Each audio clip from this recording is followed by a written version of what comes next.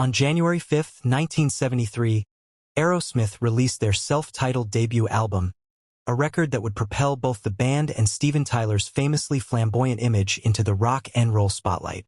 Much of that breakthrough was driven by the album's third track, Dream On, which became a defining hit and has since secured its place as a cornerstone of classic rock.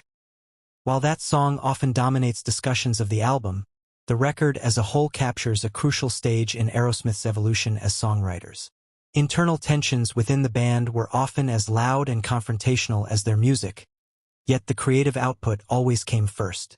At the time, Aerosmith were an ambitious and determined group from Boston, eager to prove they belonged among rock's elite.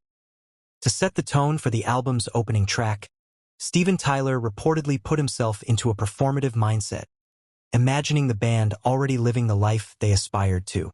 That confidence-driven approach paid off. The idea for Make It emerged during a car ride from New Hampshire to Boston, as Tyler envisioned what kind of song would electrify an audience if Aerosmith were opening for the Rolling Stones. Those imagined lyrics were hastily scribbled down on a makeshift scrap of cardboard from a Kleenex box. Aerosmith effectively told their story through the sequencing of their debut. A strong opening mattered, and they made sure the album hit hard from the start. Following Make It, the record leaned into a quintessential early 1970s rock groove that originated from a simple tune often played by the band's roadie, Steve Imsbach, whenever he picked up a guitar. The momentum then shifted into Dream On, a power ballad that remains one of the band's most cherished songs.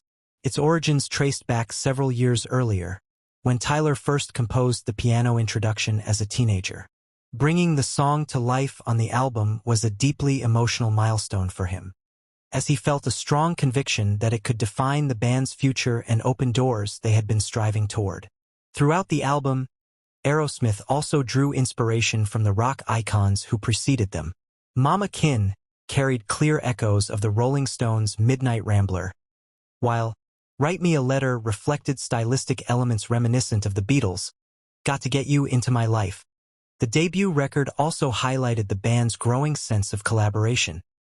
The second-to-last track, Movin' Out, marked the first songwriting partnership between Steven Tyler and guitarist Joe Perry, a moment Tyler later identified as the birth of Aerosmith's true creative identity.